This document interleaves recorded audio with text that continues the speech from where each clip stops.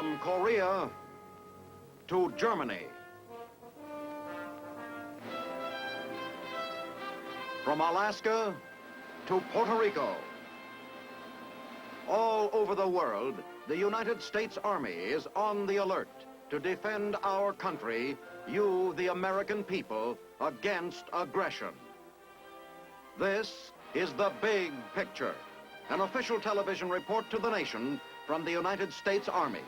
Now, to show you part of the big picture, here is Sergeant James Mansfield. Recently, the Army authorized another battle star for the Korean War, the third winter campaign. What was this winter like in Korea?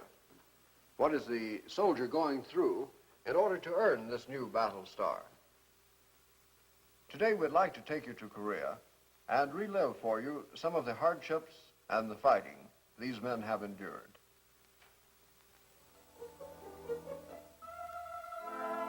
This is the front line in Korea. These mountains are the backdrop for the fighting here.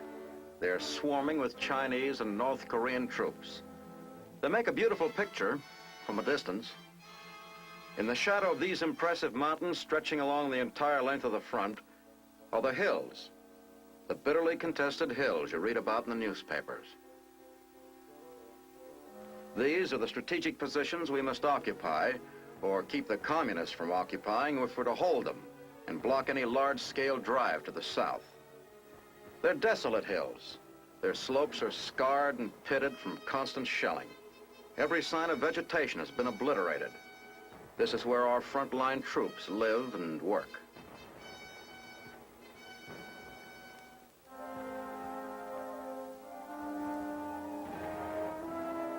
They move about with extreme caution during the day. They're under constant observation by the enemy and within range of his guns.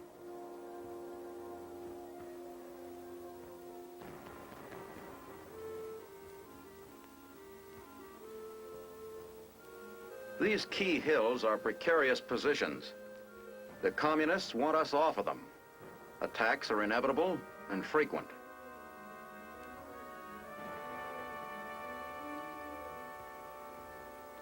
To hold these positions, our men are forced to dig in, building deep trenches so they can move around unobserved, and barricading themselves in underground bunkers to escape the long nightly shellings. During the long wait between attacks, they burrow deeper into the ground, living almost like animals, coming out only to supply themselves with food or charcoal to warm themselves.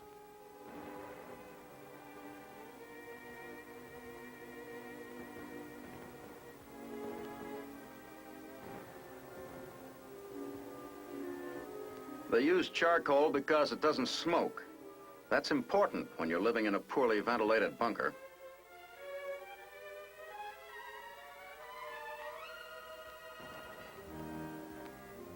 On the protected southern slopes of these hills, life's a little more normal.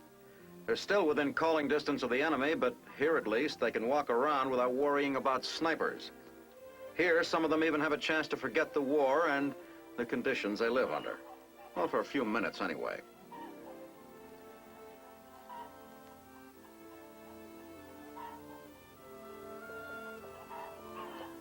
The chickens were the Sarge's idea. He picked them up back in Seoul. It was supposed to be a gag on the old man, because he was always complaining about eating powdered eggs. The sergeant wasn't thinking of keeping them. That was our idea. We even gave them names. The rooster is Big White Feather. We call that speckled hen Margaret.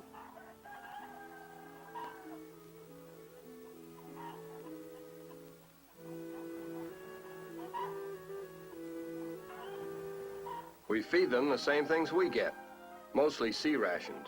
And they love it. Nobody can figure it out. They seem to thrive on it.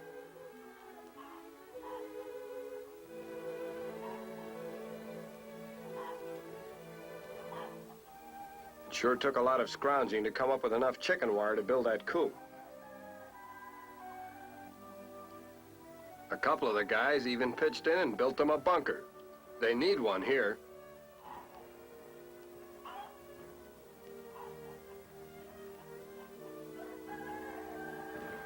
You know, it's funny about those chickens. They've been under fire almost every night, and it doesn't seem to bother them a bit. Maybe that's why we like to have them around. If they can take it, we ought to be able to.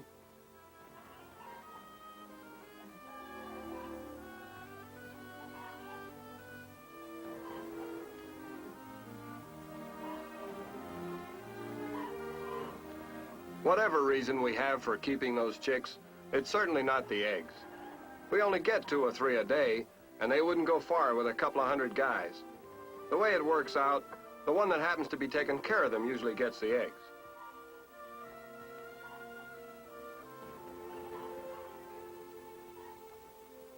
He's welcome to them. Our cooking facilities on the hill aren't so good. We usually let the chickens run around loose during the day. Everybody gets a kick out of seeing and hearing them. We lock them up at night before the commie shells begin coming in. We've been lucky so far. We haven't lost a one. Those chicks have seen a lot more than 30 days of frontline service. They've really earned that combat infantry badge. And while these men are caring for their chickens, a few hundred yards away, other UN troops are studying the enemy positions and trying to figure out what he is up to. That's what the war in Korea is like. It's a war of waiting and watching.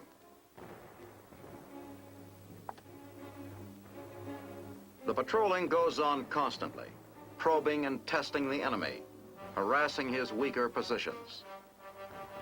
There's sporadic fighting, but it's mostly skirmishing or jockeying for position.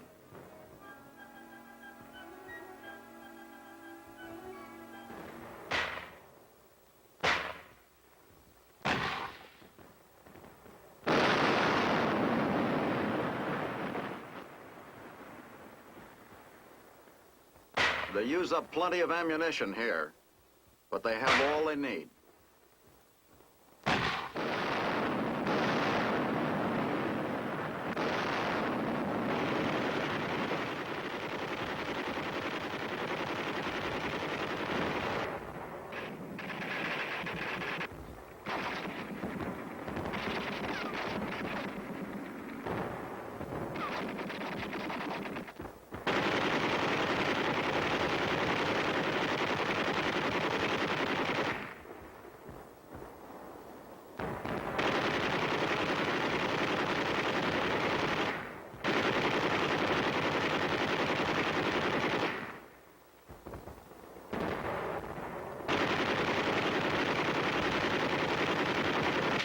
Our forward observers keep a close watch on the enemy lines, reporting any suspicious activity. In the trenches, the waiting and watching go on. They eat when and where they can, usually sea rations. And right out of the can. Maybe it doesn't taste like home cooking, but it's good food, and it will supply a lot of strength and energy that's important out here.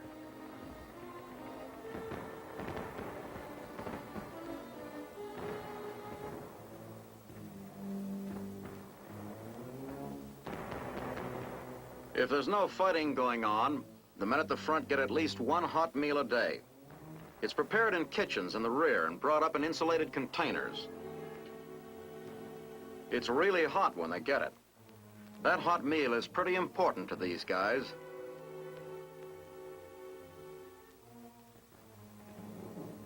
And often they'll get it even when there is fighting. Every effort has been made all along the way to supply frontline troops with hot meals. They're tasty, well-balanced meals and carefully prepared.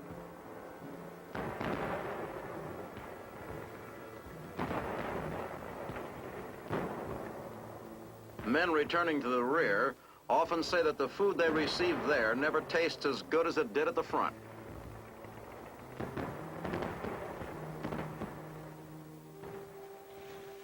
There are some things you have to do no matter where you are, and they're no more pleasant at the front than they are anywhere else. Here's how one frontline unit solved its laundry problem.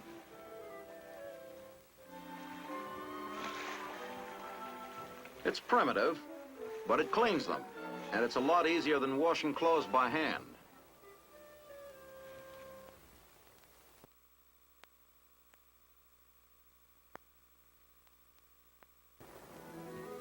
The same American ingenuity is put to work in taking care of the dental needs of the men at the front.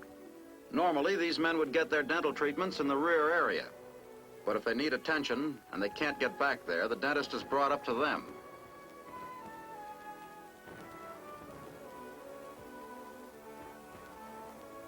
It's a lot easier for American troops in Korea this year. There's not as much pressure on them. One reason is the training and equipping of South Koreans to replace them. They make good soldiers, and they're anxious to fight.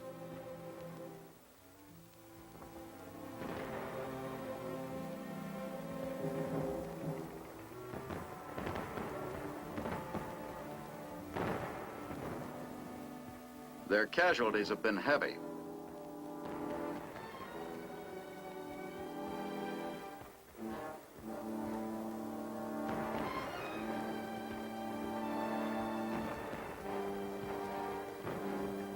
At one time, we held over 60% of the front in Korea. Today, we're holding only 25. Now it's the South Koreans who hold most of the front.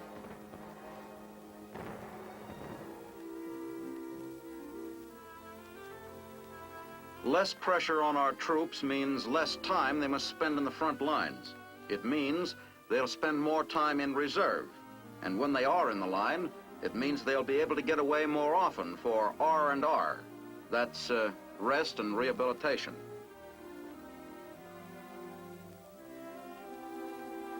R&R never runs more than a week, but to a man who has been in the line for a month or two, it makes a big difference. You can take it just so long, and then you have to get away. It's not that there's anything in particular you want to do. I guess it's just the idea of getting away from the trenches and bunkers for a while. You find yourself dreaming about things like sleeping in a bed between sheets, eating what you like, or just seeing new faces.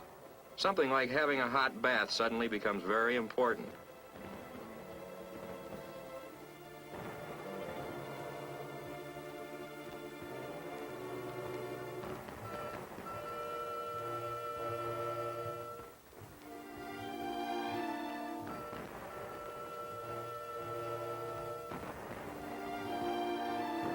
I'm not saying all you do on R&R is eat, take a bath and go to bed.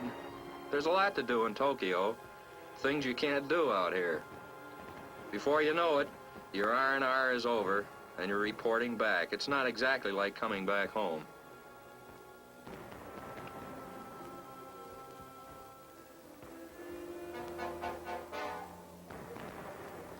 That sign is no gag. You really earn your 45 bucks here. Glad to be back?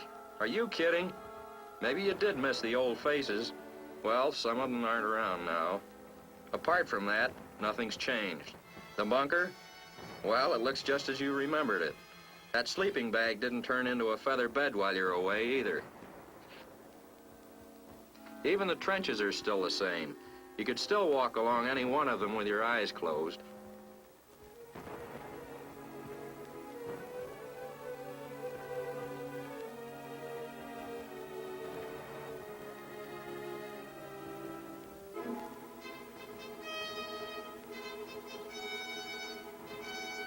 A few hours after you get back, you're out on the hill again.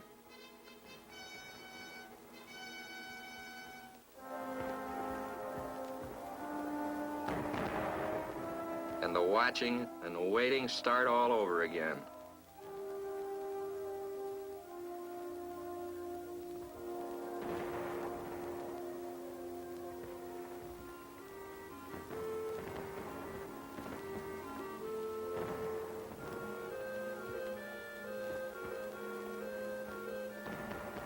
You take a few pot shots to break the monotony, and it's just like you've never been away at all.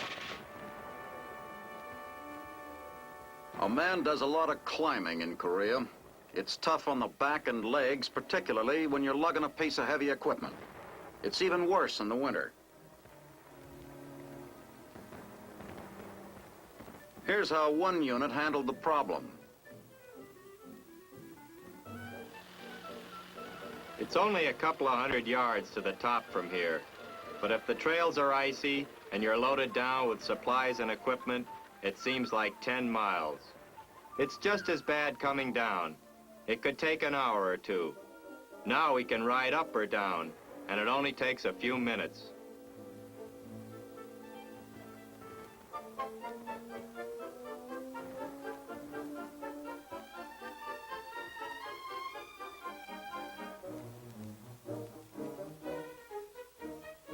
It only took the engineers a couple of weeks to set up our tramway. They could have done it faster, but they had a lot of salvaging to do to get the stuff they needed to build it. If you ask me, next to the guns, that tramway is the most important piece of equipment on the hill. It's the only way of getting our wounded down without shaking them up pretty badly. Some of our guys owe their lives to that tramway. Speaking of wounded, here's a machine that saved thousands of lives in Korea. It can go anywhere, and it does.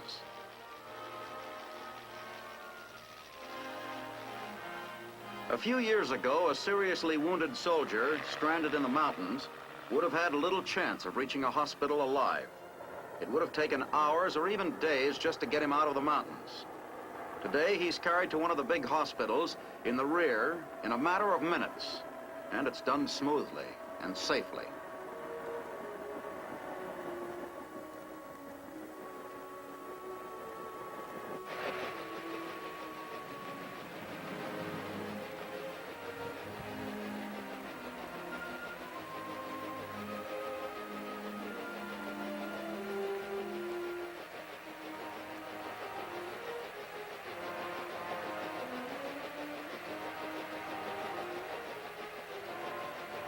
Today, a soldier can get to a hospital in Korea as fast as he could if he were at home.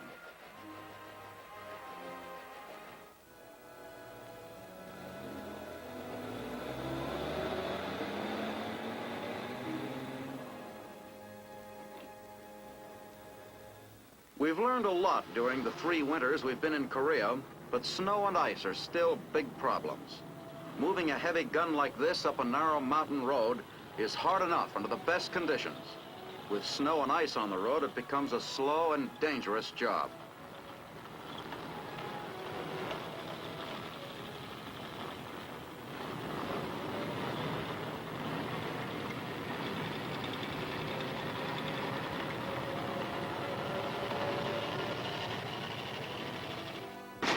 Weapons are twice as hard to maintain in the snow, but the fighting goes on as usual.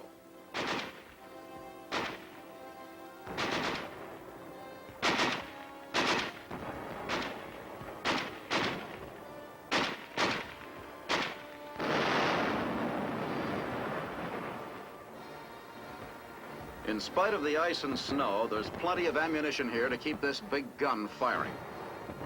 It's the same way all along the entire front. When the ammunition is needed, it's always there.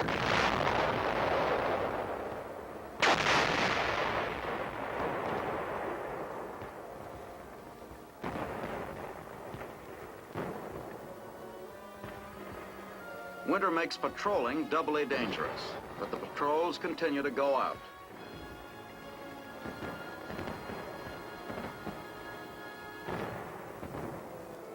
And snow or no snow, the hot chow comes up as usual. The mountain trails are icy, and it takes the South Korean porters twice as long to bring the food up from the rear. It may take longer, but it usually gets there.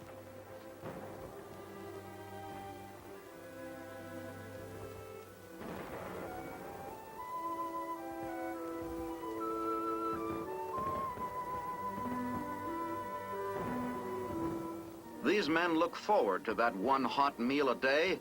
The colder it is, the more important that hot meal becomes. They appreciate it when they get it.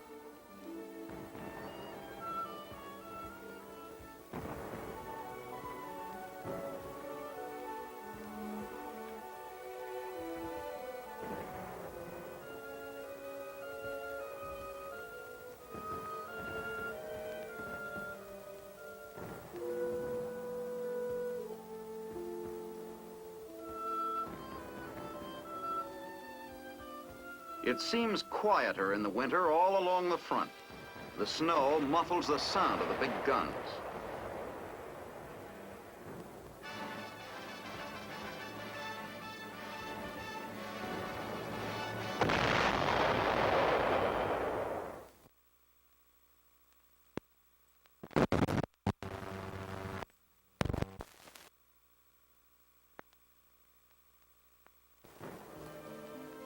Chinese prisoner is brought in. He is being processed by this Ethiopian officer before sending him to the rear.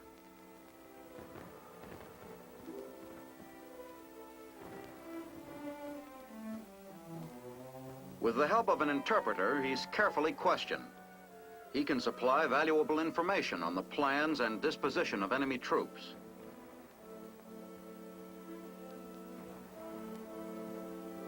Here's the face of the enemy. He's not an impressive-looking soldier by our standards, but he's a good fighter, and he's had a lot of experience. Thanks to the Russians, he's also well-equipped and well-trained. Here's another aspect of frontline life, and it's an important one. These men don't get entertainment very often, and when they do, they really appreciate it. It doesn't really matter what it is. Of course, if it happens to be a good-looking girl, so much the better.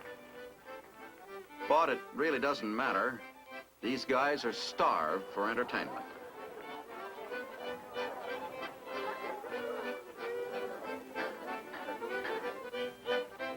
Through the USO, show people from Broadway and Hollywood are regularly brought to Korea to entertain the men.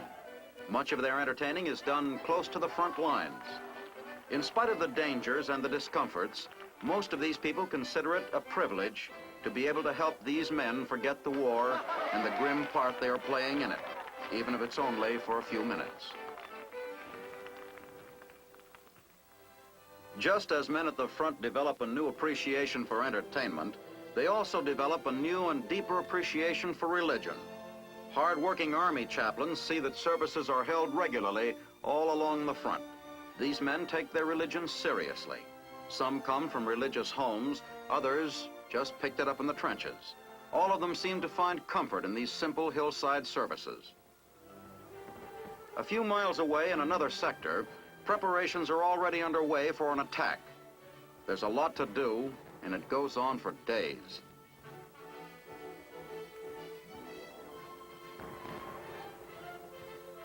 The plans for the attack have to be carefully studied. Every piece of equipment must be gone over and put in perfect running order.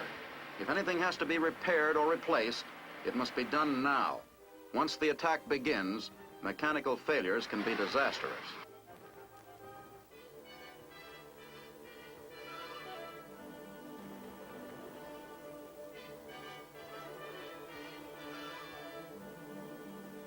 As the hour for the attack approaches, the tanks move forward to take on ammunition and fuel.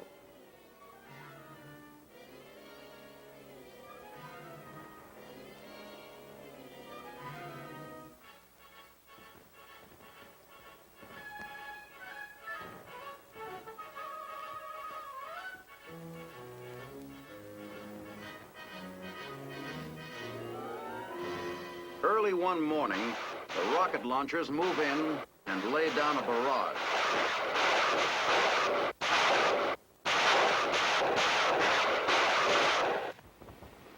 The attack begins. You can't see the enemy, but he's there, waiting.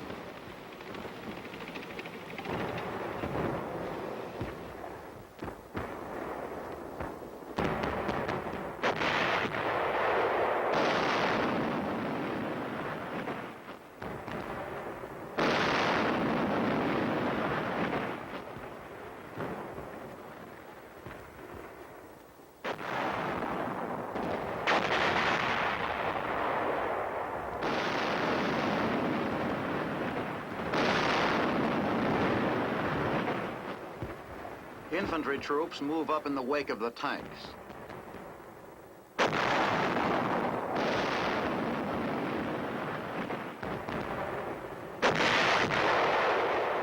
Our planes are supporting with napalm and smoke.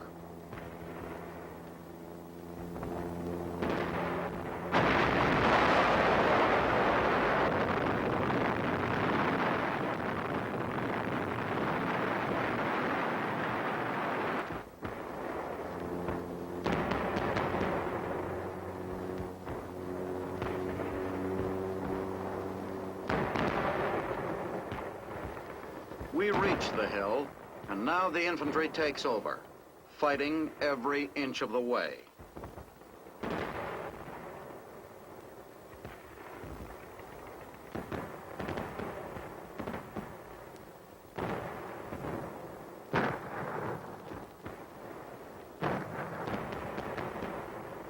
finally get to the top.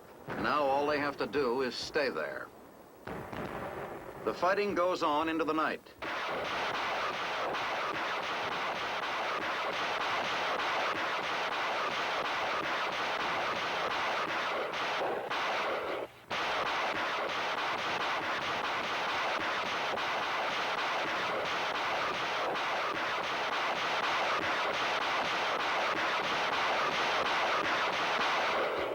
And into the next day.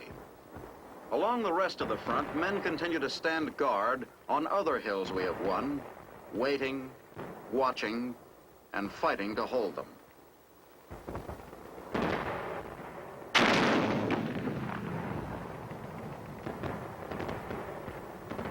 They've been doing it for 3 years.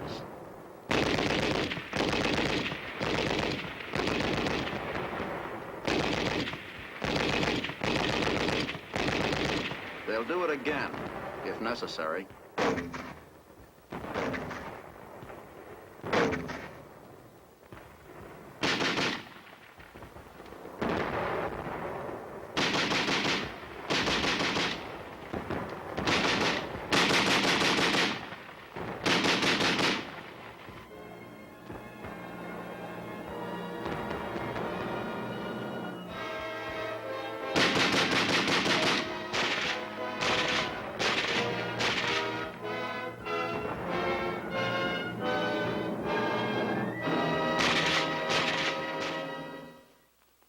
The history books will mark the Third Korean Winter as just another campaign.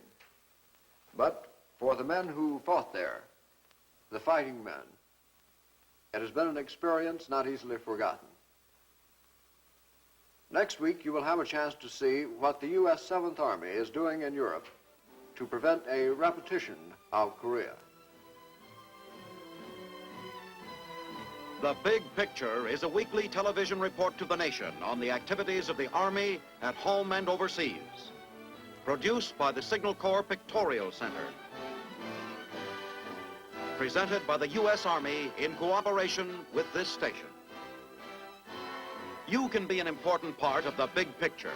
You can proudly serve with the best equipped, the best trained, the best fighting team in the world today, the United States Army.